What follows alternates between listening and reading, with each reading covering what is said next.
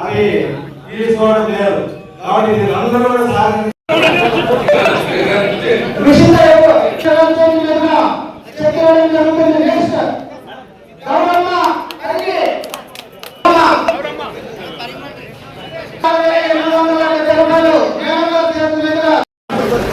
పండుగ వాతావరణం ఆర్థిక సహాయం అందించడం, అలాగే నారా చంద్రబాబు నాయుడు గారు నాయకత్వంలో మన సవితమ్మ గారు ఈ విధంగా మన పెనుగొండ నియోజకవర్గాన్ని మహానుడు మహానుభావుడు నారా చంద్రబాబు నాయుడు గారి ఫోటోని ప్రతి ఒక్కరు కూడా తమ ఇంట్లో పెట్టుకోవాల్సిన బాధ్యత ఇచ్చిన ఫోటోని మరొకరికి నారా చంద్రబాబు నాయకత్వం, నారా చంద్రబాబు నాయకత్వం, సవితమ్మ గారి నాయకత్వం.